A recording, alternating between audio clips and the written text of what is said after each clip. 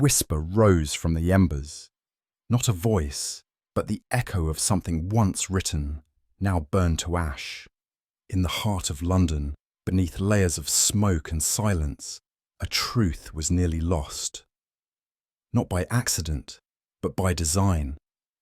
This is a mystery of fire without flame, of loyalties cloaked in shadows, and of secrets too dangerous to speak aloud. Before we begin, I'd love to know, where in the world are you listening from, and what time is it for you right now? Let me know in the comments below. Let's begin the story. It was during one of those oddly temperate Aprils, when London's air carried neither chill nor warmth, that I found Sherlock Holmes in an unusually irritable state. He had gone 3 days without accepting a client, and while such interludes were not uncommon, there was a particular intensity to his brooding this time. The armchair by the fireplace remained unoccupied, his violin untouched. Instead, Holmes sat cross-legged on the carpet before the hearth, the morning papers strewn about him like battlefield dead, columns circled in red pencil, marginalia scrawled in his lean, decisive hand. I ventured a remark on the lack of local crimes, to which he replied only with a grunt and a nod toward a Portuguese dispatch buried in the international section of the Times. "It would appear," said Holmes, with the deliberate air of one affecting boredom, "that the sacristy of the Sey Cathedral in Lisbon has gone up in flames." He held the scrap aloft with 2 fingers, as though reluctant to be soiled by it. "An accident, they claim, electrical fault, or candle left unattended. 1 monk dead and the building partially damaged." He let the clipping fall back into his lap and stared into the fire. Unremarkable, but there was something in the way his brow furrowed, some unspoken chord that had been struck. I knew that tone. Holmes had smelled smoke, and not just the literal kind. No more than an hour had passed when Miss Hudson's hesitant knock preceded the entry of a man I can only describe as draped in fatigue. His garments, a Jesuit's black robe, bore grey smudges at the cuffs and faint singe marks at the hem. His face was pale, his eyes unblinking, and his right hand clutched a battered satchel to his side as though it contained either scripture or sin. "I must speak with Mr. Sherlock Holmes," he said, his voice dry and uneven. Holmes rose without introduction. "Then, Father," he said gently, "you have found him, and London will find you most out of place." Holmes circled the man once, not rudely, but like a surgeon appraising a wound before speaking. "The soot is recent," he murmured. "You arrived by train, not ship. I see the iron dust on your cuffs from the Paddington platform, but it is the faint ink smudge on your left sleeve that interests me most." The priest's eyes widened. "You are a man who writes confessions, yet bears one himself. And if I am not mistaken, Father, the fire that sent you running was no act of God, but of guilt." "I am Father Angelo Dwarte," the man said at last, with the air of one delivering both name and burden. "I was custodian of records at the Sey Cathedral. The fire, sir, it was no accident." He paused, fingers tightening on the satchel. "A brother has died, Brother Elias. They say it was smoke inhalation, but I know otherwise."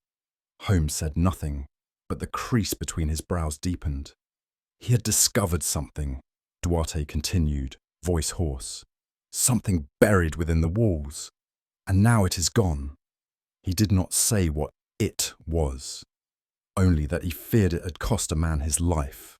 Holmes stepped back, folded his arms, and regarded Dwarte with the look he reserved for puzzles worthy of his attention. "Brother Elias," he said thoughtfully, "dead in a locked sacristy, a vanished discovery, and a priest who flees to London carrying only a half story." He turned to me with a smile not entirely devoid of amusement. "Well, Watson, our quiet spring is over." Then, addressing the priest, he added, "Please sit, Father. Confessions are not my trade, but I dare say your sins will make for excellent deduction.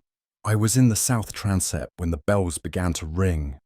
Not for vespers, but in alarm, said Father Dwarte, his voice thin and cracked with memory. Smoke curled from beneath the sacristy door. I ran, calling out for the brothers, but by the time the door yielded to us, it was too late. Brother Elias lay motionless, his robes blackened, the manuscript room already a furnace. Holmes said nothing. His gaze flicked once to the priest's cuffs, then returned to the smouldering silence of the room. There were whispers of an accident, Dwarte continued. A candle toppled, perhaps, or a faulty wire, though such things are rare in our old cathedral. But I knew better. There was a smell to that fire, Mr. Holmes. Not just smoke, but secrecy. And above all, fear. Fear leaves a long trail, Holmes murmured. Though smoke fades fast, please continue. The priest swallowed, as though each word demanded a toll. Brother Elias died with his hands blackened by ash. But it was not the flames that killed him. It was what he had found. Some weeks before the fire, Father Dwarte went on, Brother Elias brought me 3 folded slips of parchment. He had found them left upon his lectern, unsigned, unsealed. Holmes raised an eyebrow. And the contents? They were in Latin, said Dwarte. An old form, elegantly written, perhaps with a quill. The first read, "What is buried in silence shall burn in truth." The second, "The stone groans beneath the weight of forgotten sins." Rather poetic, I remarked. Dwarte did not smile. The third came just 2 days before the fire. It said, "What was sealed by hand shall be opened by flame." Holmes was now fully upright in his chair. "And you showed these to no one?" I dismissed them. I thought them the ramblings of a jealous novice, or an overly pious imagination. Holmes steepled his fingers. "In matters of fire and scripture, Father, nothing burns by chance." Brother Elias, said Dwarte softly, was no ordinary monk. He rarely left the archives, and his appetite for ancient texts bordered on obsession.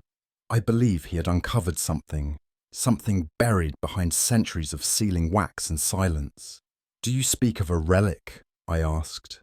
"Perhaps, or a manuscript. One night he came to me pale and trembling. He said the church had forgotten something it was never meant to remember. He spoke of a document older than the Inquisition, hidden behind the northern wall." Holmes interjected. "And what did you do?" "I told him to rest, to pray. He was often feverish in his beliefs." "Or perhaps," Holmes said dryly, "feverish in his knowledge." Dwarte's hands twisted together in his lap. "I warned him to be cautious, that some truths, once unearthed, cannot be buried again." "There have always been whispers," Dwarte admitted, "about what lies beneath the oldest stones of the Say. It is said that during the time of the tribunal, certain documents were hidden away, things deemed too dangerous for fire, and yet too damning to remain in the open." Holmes was silent, but his interest was palpable.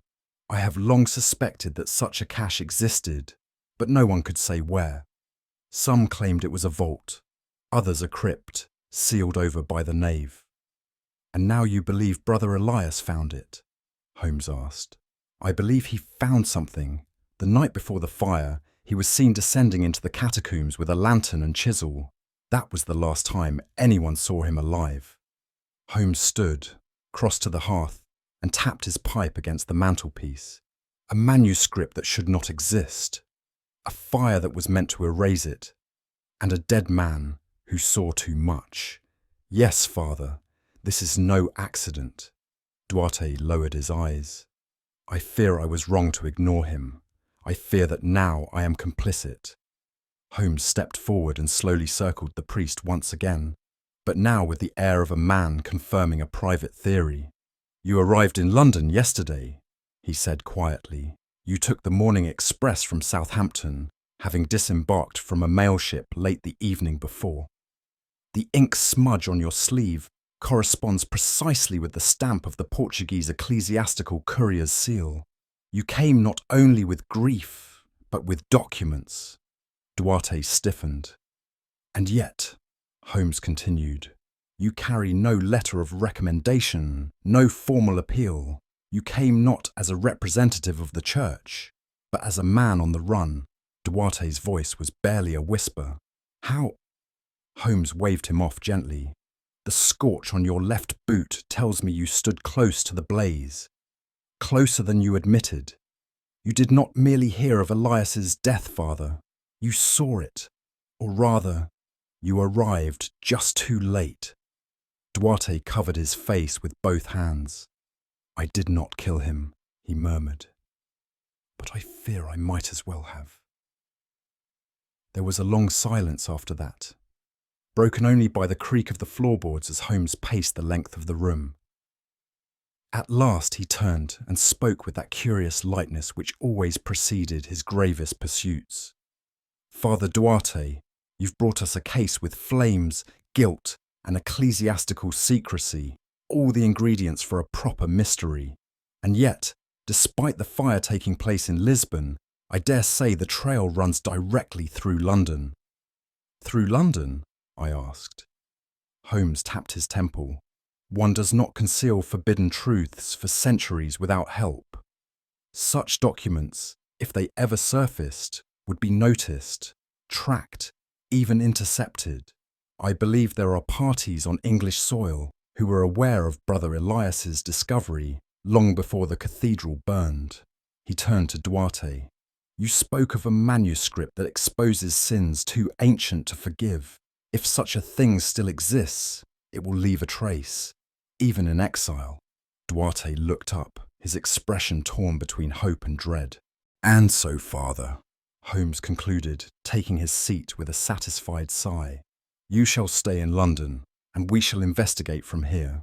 After all, history travels lighter than smoke, and far faster.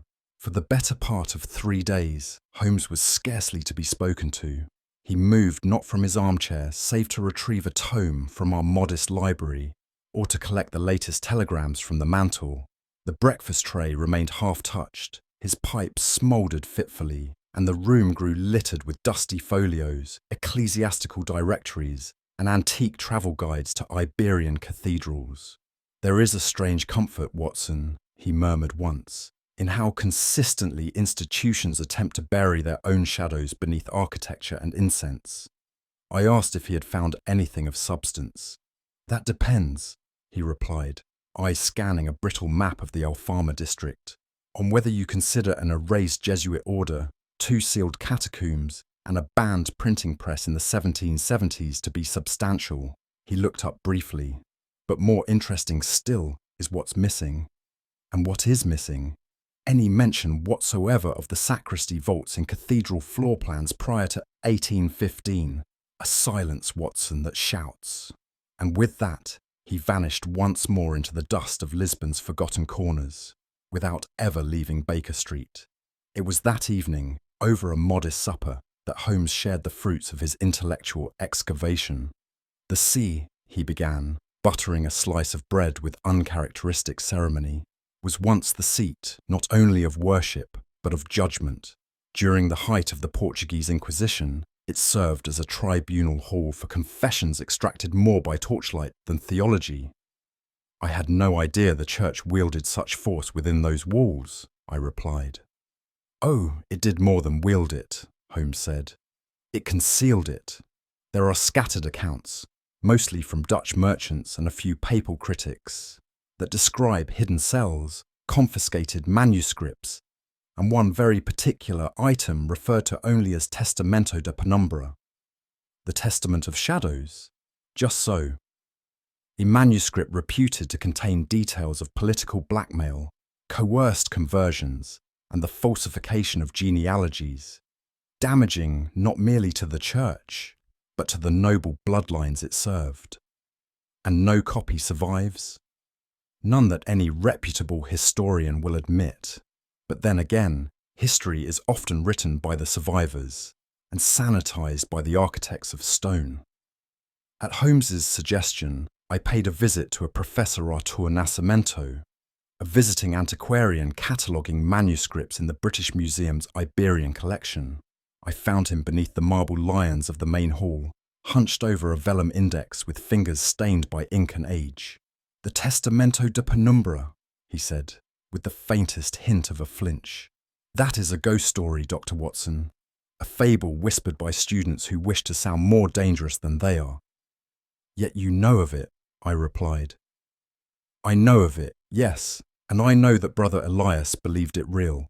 We corresponded.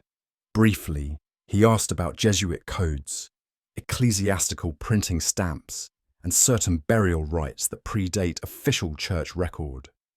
"And did he say he had found it?" "No. He only said he believed the stone no longer wept alone." When I pressed further, Nascimento lowered his voice. "If such a document exists," he said, "it would not merely threaten church reputation, it would call into question who belongs on half the thrones of southern Europe." I returned to Baker Street with far more questions than answers, which, of course, pleased Holmes immensely. The following morning, Holmes received a coded cable from one of his numerous correspondents abroad. This one, a lawyer in Lisbon, whose appetite for scandal was matched only by his discretion. "It appears," Holmes said, reading aloud, "that a certain Senor Luis de Alvarenga, minor nobility, known bibliophile, and sometime donor to the cathedral's restoration fund, was observed entering the sacristy a mere hour before the fire. He was not, however, seen to leave." "Dead in the fire?" I asked. Holmes shook his head. "No body matched his description. The monks claimed he had returned home, yet his estate remains untouched, his letters unanswered, and no steamship clerk reports passage under his name. Then where is he?"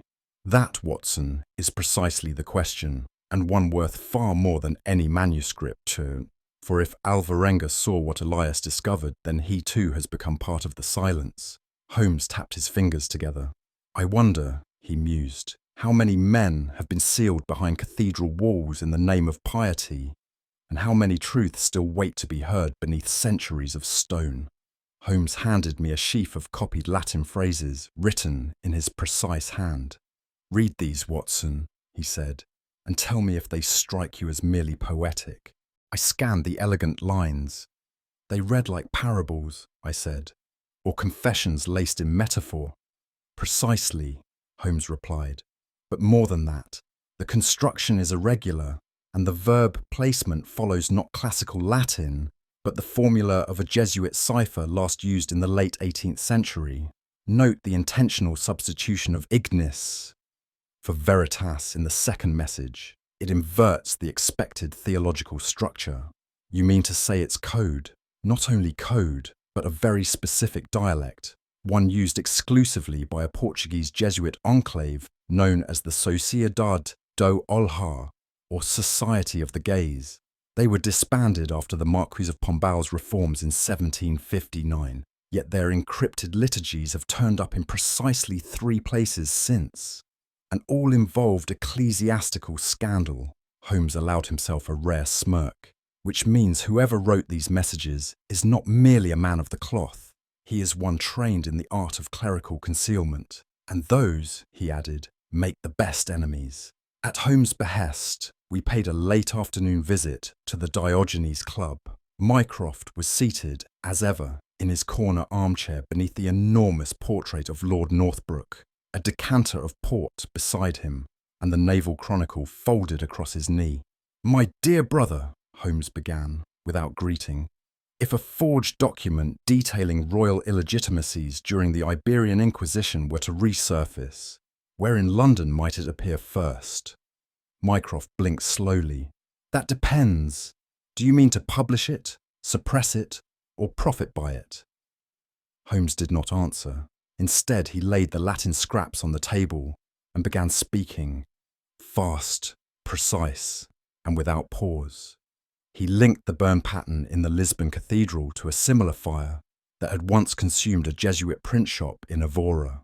He mentioned the recurrence of certain archaic Latin phrases in Vatican correspondence from 1812, found only in Jesuit cipher. And finally, He cited a registry of London-bound ecclesiastics from Lisbon. One name redacted, but bearing the seal of the suppressed society of the gays. Mycroft regarded him in silence for a moment. "You're suggesting the fire was engineered not to kill, but to erase." Holmes smiled. "Or rather, to make it appear that something had already been destroyed, when it may, in fact, have been smuggled out."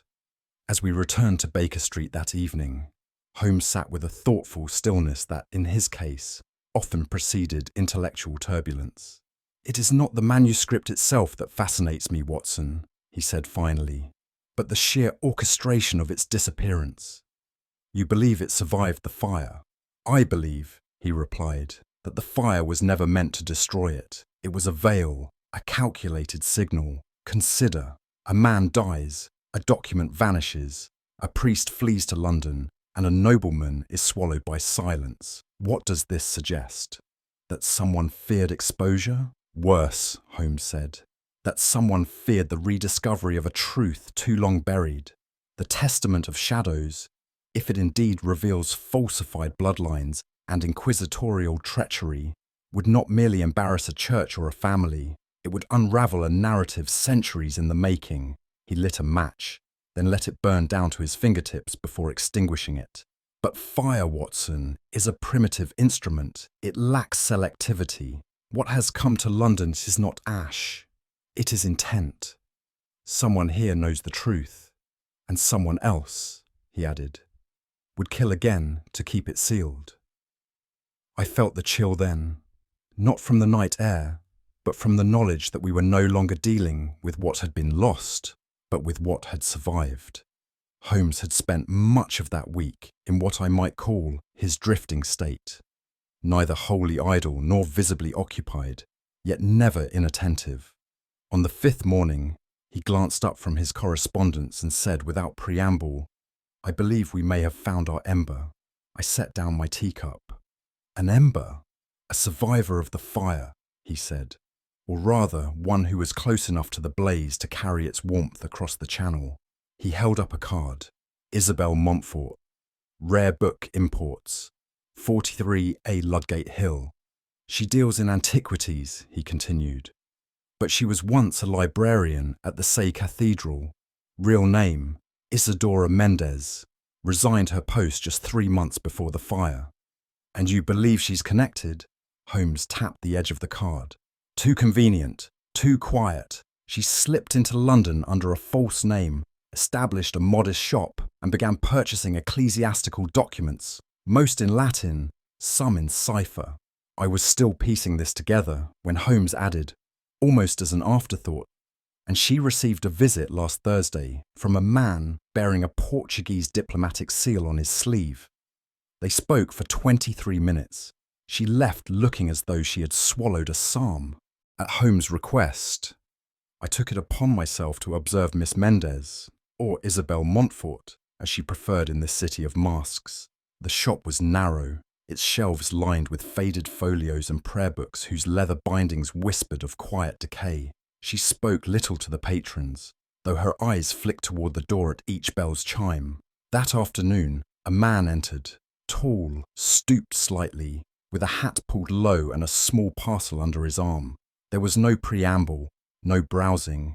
They spoke in hushed tones, and though my ear could catch only fragments through the thin glass, I recognized the cadence of Latin. She did not smile once. The man handed her the parcel. She unwrapped it slowly, and I caught a glint of old parchment bound in string, sealed with red wax. She looked up sharply then, her mouth forming a question. He shook his head, replied curtly, and departed as swiftly as he'd come. I remained until she closed the shutters and bolted the door. Hours before closing time, when I reported back, Holmes nodded.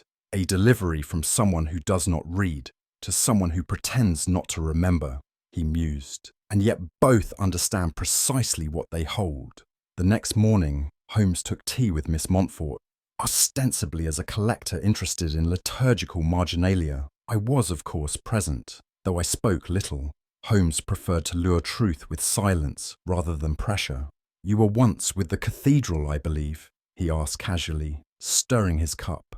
Their archives were said to be quite extensive. She met his gaze coolly. Yes, but I found dust more stifling than doctrine. And yet you remain drawn to it, he said, lifting an old psalter from her shelf. Dust and doctrine both. There was a brief pause. Did you know Brother Elias? He continued. Her hand froze on the sugar tongs. It was no more than a second, a moment, but Holmes saw it. I met him, she said slowly. Years ago. He was devoted, lost in scrolls mostly. He is lost in more than scrolls now, Holmes said softly, and he may have died for what you helped him find. She blinked. I helped no one. But you watched him dig. You saw the light in his eyes when the wall gave way. You knew what he held before it was gone. She stood abruptly. This interview is over. Holmes rose too. Miss Mendez, he said gently, if you have not yet read it, do not. Some truths are heavier than silence. It was barely 2 days after our encounter with Isidora that Holmes received a telegram written in the careful hand of a trusted official in Lisbon, one of those discreet functionaries whom Holmes had, over the years, cultivated with quiet precision. Ah, he said, reading. The man who vanished has in fact been found, or rather, hidden. He passed me the telegram. Luis de Alvarenga entered monastery of São Lourenço 3 days after fire. Now, Brother Lucian. Name changed under recommendation of ecclesiastical council. No visitors permitted. He's taken vows, I exclaimed. Holmes smiled. More like he has been cloaked. That particular monastery answers only to Rome, a convenient sanctuary for men who know too much. You believe he saw the manuscript? I believe he held it, Holmes replied, and someone ensured he would never speak of it, not with his voice, at any rate. And yet, I said, he lives. Yes, said Holmes, tapping the telegram thoughtfully, but under a vow of silence, enforced by law, piety, and self-preservation. He looked up, eyes bright. It is not death, Watson, that silences most secrets. It is shame, and Luis de Alvarenga knows which noble families were built on ashes, and which pages must never be turned. We had just returned from a late stroll through Russell Square, when Holmes, without removing his gloves or overcoat, turned to me and said in that tone which always preceded a monologue, Let us presume, Watson, that the manuscript exists. You mean the Testament of Shadows? Indeed, let us further presume it was found, not by accident but by pursuit. Elias stumbled across it because he knew where to look. Isidora Mendez left her post not out of boredom, but guilt. And Alvarenga, he saw enough to vanish behind a wall of cassocks. I poured brandy and waited. This fire, Holmes continued, was no simple act of destruction. It was theatre, a dramatic purge designed not to eliminate a document, but to suggest it had been eliminated. Fire, after all, does not erase a thing quietly. It shouts. It draws the eye away from what slips out the back door. You believe the document was smuggled out before the flames? I am certain of it. Why else would Isidora flee to London? Why would a Vatican envoy now loiter at the embassy under diplomatic silence? I asked. What could the manuscript possibly contain that would cause such orchestration? Holmes's eyes gleamed. Names, Watson. Names that do not belong where they are written, and bloodlines that stain titles thought to be pure. In short, a genealogical detonation buried beneath liturgy. Holmes arranged the meeting through a series of discreet notes. The venue, a private room above a publishing house on Fleet Street, long used by Mycroft for political tête-à-têtes, too delicate for clubs or chambers. There, just past 6, our guests assembled. Isidora Mendez, pale but composed, Father Dwarte, worn thinner by guilt, and a Monsignor Arturo Salviati, whose Roman collars were cut with the precision of a blade. Holmes, of course, acted as though it were a book club meeting. You've all read interesting things, he said mildly. Some of you wish them forgotten, others wish them preserved. Salviati's fingers tightened on his cane. We are here, Mr. Holmes, as a courtesy. Nothing more. Isidora said nothing. Her gaze lingered on Dwarte, who could not meet it. Holmes offered them tea and light conversation, but his eyes never left their faces. Isn't it curious, he mused aloud, how a document no one believes in has drawn us together, from archives and cathedrals and diplomatic shadows. We speak of legend, Salviati said coldly. Indeed, Holmes agreed, and yet legend has burned a cathedral and buried a monk. And then, as casually as one would set down a biscuit, Holmes reached into his coat pocket and drew forth a folded scrap of scorched parchment.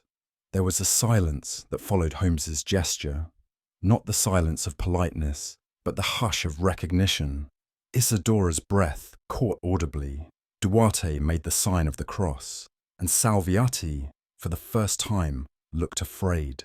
Holmes unfolded the parchment with delicate fingers. The edges were blackened, and the ink had run in places, but the centre remained legible.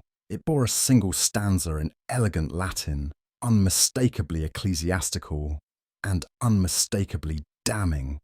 From the vault of kings unborn, Holmes translated softly, truth bleeds beneath stolen rings. You had no right, Salviati hissed. I had every right, Holmes said evenly. You see, this scrap was not rescued from the fire. It was removed before it.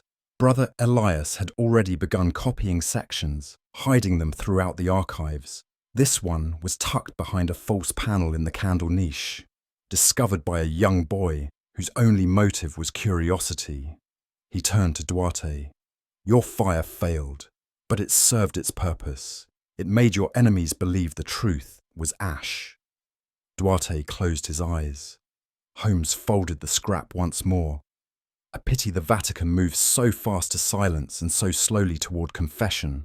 No one spoke, and thus, with one line half burned and half survived, the shadows that had bled across centuries found voice, and a witness in Baker Street. It was on a brisk Thursday afternoon that Holmes orchestrated what he later described as a symphony of masks. He had written to the British Museum under his brother's influence and secured a discreet, oak-panelled chamber nestled between antiquities and silence.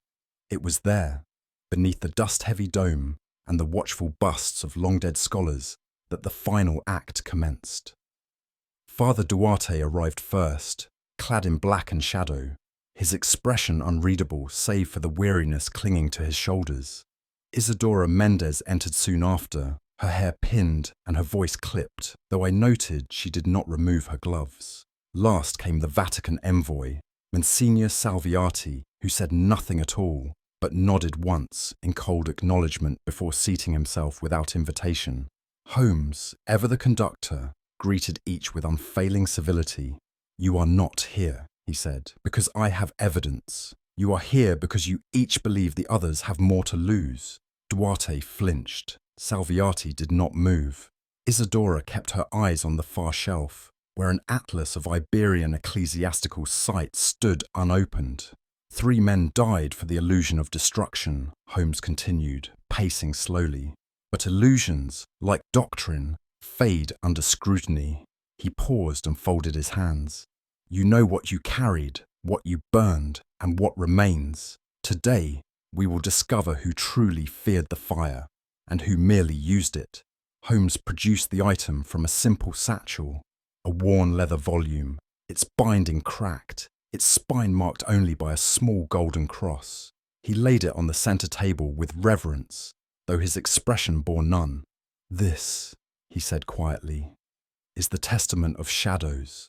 Dwarte crossed himself. Salviati did not blink, but it was Isidora whose voice broke first. That is not it. Holmes turned to her with mild surprise. You seem rather certain. It cannot be, she said quickly. The original had a brass clasp and red twine, not black. I would know. Ah, Holmes replied with a small smile. So you have seen it. Isidora paled. Salviati cleared his throat. Mr. Holmes, if this is your attempt at entrapment, it is no such thing, Holmes interrupted smoothly. This is a forgery, a deliberate one, commissioned yesterday and bound in the reading room of the museum itself. There is nothing within but copied pages from a treatise on heresies of the 12th century. He looked around the room. And yet you believed it. You believed it enough to flinch, to correct, to deny. Then he leaned closer. If fear had a language, it would sound exactly like your silence. No one spoke. The real testament may yet be hidden, Holmes said, but its power lies not in its parchment, only in what it proves. You all know. There was a light knock on the door, not from the corridor, but from the inner museum passage rarely used by visitors. Holmes opened it himself, and in stepped a man whose face was half hidden by the hood of a monk's travelling cloak. He said nothing at first, but Holmes gestured him forward with quiet gravity. "Allow me," Holmes said, "to reintroduce one who was thought lost." Luis de Alvarenga pushed back his hood. Dwarte gasped aloud. Isidora made a strangled sound. Salviati merely stiffened, though his eyes betrayed the sharpest flicker of dread. Alvarenga's voice was calm, worn with contemplation. "I did not disappear," he said. "I was hidden, not for safety, but for silence." He stepped toward the table, looking at the false testament with a strange, sad amusement. "The original is real. I saw it. Brother Elias placed it before me in the catacombs. It named names, bloodlines falsified by confession, noble titles built on coerced sin."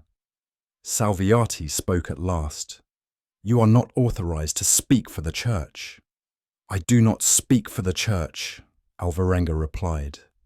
"I speak for the truth it buried." Holmes watched the room, like a chess master reading a final move.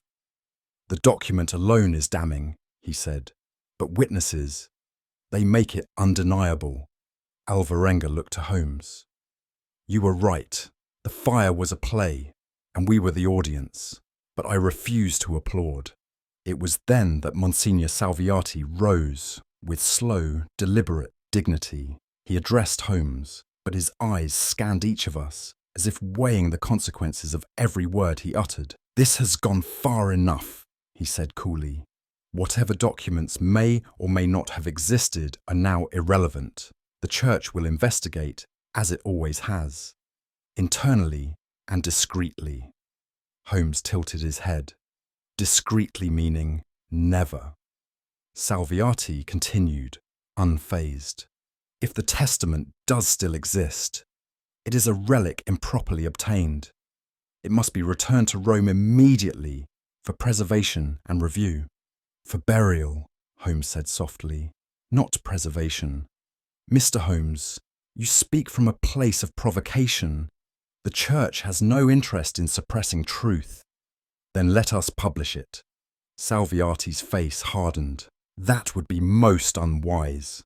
The silence that followed was not one of threat, but of warning so familiar it no longer needed emphasis. "Watson, I confess, I felt a cold unease." Holmes, however, remained composed. "I am no revolutionary," he said, "nor a theologian, but I have no patience for secrets dressed in cassocks." He looked to Alvarenga, then to Dwarte. "What is hidden corrodes, and in this case, gentlemen, it burns." Salviati gave the faintest bow. "Then I trust, Mr. Holmes, you will do what is proper." "I shall," Holmes replied, "though I rather suspect our definitions differ." It was Father Dwarte who broke the silence. He did not stand, nor raise his voice, but his words fell into the room with the weight of stone. "You are all wrong," he said. "You imagine I acted to silence something. I acted to preserve it." Holmes merely lifted a brow, though my own astonishment must have been plainly writ across my face. Dwarte continued, voice low and edged with regret. "I knew what the testament contained," he said. "Brother Elias confided in me before he vanished. I begged him to leave Lisbon, to take it to Rome or even London, but he insisted on remaining, trusting in some final act of conscience. He paused, his gaze flickering toward Isidora, then Alvarenga. I feared what would be done. I feared what Rome would do, what the crown might do. So I arranged the fire. You arranged it, I repeated, stunned. Dwarte nodded. I told them where the manuscript was hidden. I let them believe they had destroyed it. And in fact, Holmes asked, fingers steepled. Dwarte's lips barely moved. I had already removed it, hours before, wrapped it in oilcloth and placed it beneath the statue of Saint Sebastian.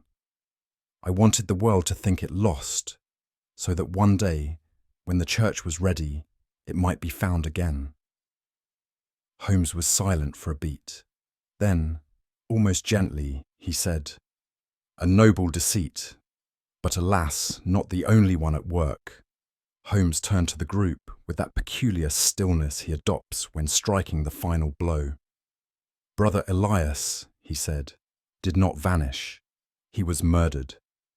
And the fire was not his tomb, but the smoke meant to obscure it." Dwarte flinched as if struck. "His body," Holmes continued, "was found in the lower crypt, not by fire, but by violence. A small contusion at the base of the skull, no charring, no soot in the lungs. He was dead before the flames began." Salviati made the sign of the cross, while Isidora covered her mouth. Holmes now spoke with clipped precision. The killer knew the testament's contents. He feared not the church, but personal disgrace. A man whose own name appeared in the margins as beneficiary to a false lineage. A man who had everything to lose. His eyes fell sharply on Dwarte. "No," I said, almost involuntarily, but Holmes shook his head. "Not Father Dwarte. His crime was one of concealment, not blood." He turned slowly. It was Father Silvano, the archivist, he who first claimed the fire was accidental, he who found the doors locked from the inside, though no one ever explained how the key came to be on his own ring. Dwarte exhaled shakily. Silvano. But he was devout, quiet, timid. Holmes offered a brittle smile. Fear makes men reckless, and confession, if unsought, breeds violence. Watson. That moment was one of the rare times I beheld what I can only describe as sadness in Holmes. Not pity, nor grief, but a faint mourning for the futility of clever evil. That a man would murder a brother in faith not for gain, but to preserve a lie that had already begun to unravel. The final scene unfolded with quiet dignity, like the lowering of a cathedral bell at dusk. Father Silvano was summoned later that evening under a pretext of routine questioning, and when confronted with the evidence, the key, the blood-stained vestment tucked behind the organ casing, and the wax seal he'd failed to break cleanly, he collapsed into confession with a sob more pitiful than I can express. "There was no malice," he whispered, "only dread. I thought if I stopped Elias, the fire would finish what I could not." Holmes said nothing. What followed was a blur of official letters, Vatican interference, and sudden reassignment. Father Dwarte was stripped of all clerical privileges but permitted to remain in Lisbon, while Salviati vanished into the papal corridors as swiftly as he had come. As for Isidora Mendes, she left England the following week, offering Holmes only a single glance as she boarded the train, not quite of gratitude, but of recognition. It was not until our return to Baker Street that Holmes addressed the final matter. From beneath the violin case, he retrieved a bound object, unburnt, unsinged, and unmistakably ancient. "The testament," he said. I moved to open it, but his hand stopped mine. "No," he murmured, "not yet." "But Holmes," he looked at me, and I saw something strange in his eyes. Not fear, but restraint. The world does not always benefit from revelation. Some truths ferment better in stone than in ink. I sat back. "Then why keep it?" "For the day it must be read," he replied. That night, as I dozed in the chair beside the fire, I dreamt of libraries buried beneath cathedrals, of flames that whispered instead of roared, and of men who wrapped truth in cloth and called it faith. Holmes did not play his violin. He merely sat with the Testament in his lap, watching the flames rise and fall, as if measuring whether the world was finally ready to see what the fire had failed to consume. The warmth of our sitting room at Baker Street offered little comfort that evening. The flickering hearth did its duty well enough, but my thoughts remained lodged somewhere in the chill stone of the Lisbon Cathedral, where truth and flame had made their uneasy alliance. Holmes had removed his coat, poured himself a measure of brandy, and reclined in the armchair opposite mine, with his usual air of surgical detachment. I, however, could contain myself no longer. "Holmes," I began, "you must tell me everything, from the beginning, if you please. I feel I have only followed smoke. Fascinating, yes, but smoke nonetheless." He looked at me for a long moment, the firelight catching just the faintest glint in his eyes. "My dear Watson," he said at last, "smoke, when studied carefully, tells you quite a lot about the fire it conceals." I made a sound of impatience. He raised his glass in mock acquiescence. "Very well, let us sweep away the ashes together, but you must promise not to interrupt until I have finished." I nodded, though I made no such promise in my heart. Holmes leaned forward, steepled his fingers, and began. "It was not the grand gestures, Watson, but the small stains," Holmes began, eyes half closed in memory. "When Dwarte entered the vestry that first morning, you may recall, his hand trembled slightly as he adjusted the lamp. But more importantly, his left sleeve bore a smear of soot, too fine to come from handling burnt timber, too deliberate to be unnoticed." "I remember," I murmured. "You asked if he'd been near the fire." "Indeed, and he lied, of course. But it was not until I observed the edge of the Testament, preserved as it was, that I began to suspect a deeper pattern. The ink used in certain marginal notations was not consistent with the rest of the manuscript. It had been added later, and the style, heavy slashes, acute angles, was Jesuitic shorthand, long since fallen out of practice. A code. A cipher, yes, one known only to members of the Compagnia do Silencio, a secret order within the Jesuits disbanded 2 centuries ago. They trafficked not in violence, but in concealed truths, truths that could destroy regimes if read in daylight. Dwarte, knowingly or not, preserved that language within the Testament. But how did you recognize it? Holmes allowed himself a modest shrug. Years ago, I encountered similar markings in an apocryphal text attributed to the Venetian Inquisition. I made notes. One must never waste curiosity, Watson. And the sleeve. Ah, he had placed the real Testament in the altar shaft that very morning. The soot came from the brazier lining its base, a crude disguise, but effective. I stared. All that from ink and ash. Holmes gave a wry smile. "And observation, dear fellow. Always observation." "Now to Miss Isidora Mendez," Holmes said, lacing his fingers behind his head. "Or should I say Isidora do Cabral?" I nearly dropped my glass. "You knew her true name?" "Not at first, but her accent was faintly northern Portuguese, while her surname was one of Sephardic exile. It did not match her carriage, nor her bearing. Her hands, Watson, slender, uncalloused, used to ink and delicate instruments. This was no mere translator, and the moment she refused to meet Alvarenga's eyes, I knew she bore a history with him. I frowned. But what loyalty could compel her to withhold what she knew of the Testament? "Blood," Holmes said simply. "Luis de Alvarenga is her cousin, and, once, her betrothed. Their engagement was annulled quietly when he took the cloth, and she vanished from Lisbon society soon after. The Testament's revelation would have implicated his family in a long-forgotten betrayal. And yet she came forward. Yes, not to assist us, but to ensure the document's safekeeping. She feared its misuse more than its destruction. Strange loyalty, Holmes nodded. The kind born not from law, but from history. We in England forget what centuries of inquisitors can teach a people about silence.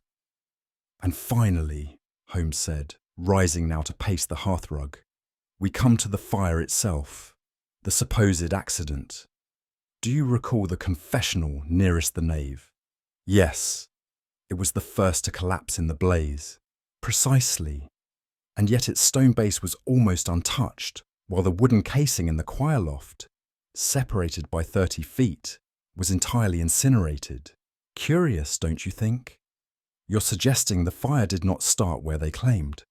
I'm stating it plainly, Holmes replied.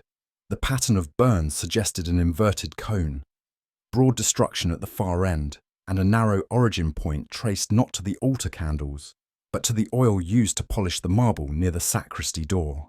He paused, his tone sharpening. Someone doused that area deliberately, Watson, not to destroy the entire cathedral, but to create the illusion of a sweeping accidental blaze. It was a masterpiece of theatrical arson. And the purpose? To hide Brother Elias's murder, yes, but also to burn the copy of the testament, the one Father Dwarte had substituted. The real volume, as we now know, had already been hidden in the statue recess. Then the fire was never meant to succeed fully. Correct. Only to confuse, to delay, and to cast just enough doubt to render any investigation murky, and it nearly worked. I sat in silence, absorbing it all. You've outdone yourself, Holmes. He turned, half smiling. No, Watson, I merely followed the fire, backwards. Holmes retrieved a small stack of paper slips from his inside coat pocket, pale blue telegram forms, each carefully folded. I should tell you, Watson, he said, that while you were examining the damage to the sacristy, I had Lestrade forward a series of communications to Lisbon, Granada, and the Vatican archives. I suspected early on that this matter extended beyond a parish quarrel. The Vatican? I echoed. Yes, or more precisely, a cleric by the name of Cardinal Severi, an obscure but influential figure in matters relating to ecclesiastical property and suppression. It was through his former secretary, one Fr. Alberto Salazar, that I learned of a suppressed treatise, the same now known as the Testament, which had disappeared from the monastery of Sao Bento 5 years prior. And Alvarenga?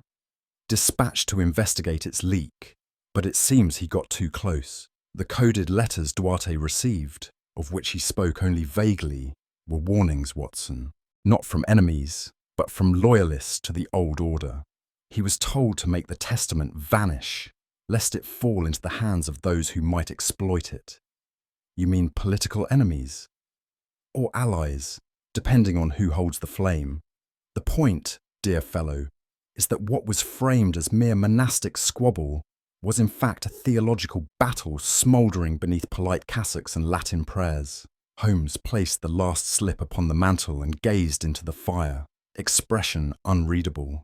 And thus, Holmes continued, his voice low, we arrive at the central irony. I stirred in my chair. You mean Dwarte's role? Precisely. The good father believed himself a guardian of doctrine, of memory, of fragile alliances within the church. But in choosing silence, he became a collaborator in injustice. He didn't know Elias was murdered. Not at first, but once he suspected, once the fire revealed more than it hid, he chose discretion over confession, a fatal misjudgment. But why? Holmes gave a faint sigh. Because to reveal the murder would have meant exposing the existence of the testament, and in Dwarte's mind, that text was more dangerous alive than any sin buried beside it. Even a priest's life. A man will burn a page to save the book, Watson. Dwarte thought he was saving the church. I looked at Holmes, who now held his hands behind his back, his profile etched in orange glow. Did he confess all this to you? Only in fragments. His final admission came with eyes downcast, as if in prayer. But make no mistake. Guilt weighed on him like a stone stole. And yet, I murmured, the truth survived. Holmes turned to me then. Yes, Watson, though rarely by the hands that most intend it. And what of the testament now? I asked. You've hidden it, I assume. Holmes smiled faintly. I, Watson? No, not I. I blinked. Then where? It rests in Pall Mall. Mycroft has it. Mycroft, I exclaimed. But surely you don't mean to suggest— I do. There are few men in England, indeed in Europe, better equipped to bury a thing publicly while preserving it privately. He has made arrangements through unofficial channels. But will it ever see light? Holmes' expression softened just enough to suggest something like regret. Perhaps, perhaps not. Some truths, Watson, require soil and time before they may bloom safely. I sat back, uncertain how to feel. And what of Dwarte? He returns to Lisbon, disgraced in some corners, perhaps quietly honoured in others. The church has a way of absorbing its errors. I gave a slow nod. And you? Holmes reached for his violin. I shall play, Watson. Some stories must end, not with ink, but with silence set to string. And with that, the first clear notes echoed softly through Baker Street, neither mournful nor glad, but perfectly balanced between memory and restraint. In all our years together, I can recall few cases that left Holmes so unusually introspective, and fewer still that drew from him so little in the way of triumphant commentary. There had been no formal arrest, no court proceedings, no triumphant unveiling before the press, and yet I sensed within him no dissatisfaction, only a kind of grave acceptance, as though justice in this instance wore neither robes nor chains. What troubled me most was not the unsolved nature of the crime, for it had been solved in all but name, but rather the quiet collusion required to preserve peace, to protect a truth so incendiary that even its exposure might have proved more destructive than the deed itself. There are, I have come to realize, crimes of silence as much as of action, and in this instance, silence had served as both shield and blade. The Lisbon manuscript, that lost page of ecclesiastical memory, would not shake the walls of Westminster or Rome, but it had already shifted one life from breath to flame, and left another cloaked forever in guilt's heavy robe. Holmes had chosen discretion. I, as ever, followed his example, but not without unease. We sat before the hearth that evening, the fire reduced to a low thrum, embers pulsing like half-remembered sins. Holmes had been silent for some time, his fingers steepled, eyes fixed upon nothing I could see. At times, he said abruptly, I wonder if the past is best preserved by what is lost, rather than what is remembered. I looked up, uncertain whether he was speaking to me or to the shadows dancing across the wallpaper. That manuscript, he went on, would have rewritten the lines of more than one institution, but perhaps not for the better. But surely, I said, truth should outlive comfort. He gave a slight shrug. And yet, Watson, truth without timing is merely a hammer without a handle, capable of breaking, but not of buildings. It was a curious philosophy from a man whose career was built upon revelations, but I had come to understand that Holmes did not pursue truth for its own sake. He pursued clarity, and clarity sometimes meant discerning when to speak and when to remain still. The ashes, he murmured, speak of what once burned, but they do not demand that we relight the flame. And with that, the conversation lapsed again into the fire's low hum. You know, Holmes, I began after some minutes, I sometimes question where our loyalties lie. He raised an eyebrow, the barest ghost of amusement playing about his lips. To Queen and country, or to each other? To the dead, I replied, and to the living who must make sense of them. Holmes tapped his fingers against the arm of the chair, the rhythm thoughtful rather than impatient.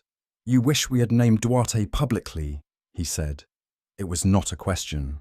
I wish only that the man, Elias Alvarenga, did not vanish into smoke, with no one to speak his name. That justice, not politics, nor diplomacy, nor brotherhood, had been the guiding star. Holmes inclined his head, conceding the sentiment. And yet, Watson, it is precisely because men such as you feel that way that I am permitted to act as I do. Your conscience, in its warmth, allows my reason its cold efficiency. That sounds rather like an insult. On the contrary, it is a compliment and a confession. He rose then, slow and deliberate, and reached for his violin. We are not gods, Watson, he said, tuning a string with quiet precision. Only men who walk beside burning walls, hoping not to catch a light ourselves. I had no ready reply. There was only the whisper of gut strings, then a long, plaintive note that filled the room with something deeper than words. He played for some time, lost to thought or memory. I could not say which. And when at last he stopped, it was not with a flourish, but with a fading hum that left silence behind like the breath after prayer. Holmes set his violin aside with deliberate care, the last note still lingering in the air like a sigh too long withheld. He turned to me, his eyes reflecting the firelight and something deeper still. Watson, he murmured, there are truths so volatile that to expose them is to risk more than justice can afford. In such cases, the flame of curiosity must be tempered by the ash of discretion. I opened my mouth to protest, but he held up a hand. History, he continued, is not always written in ink. Sometimes it is smudged out on purpose, by trembling fingers who believe silence the nobler course. I nodded slowly. And the manuscript, safe, he said simply, and unread. What do you think?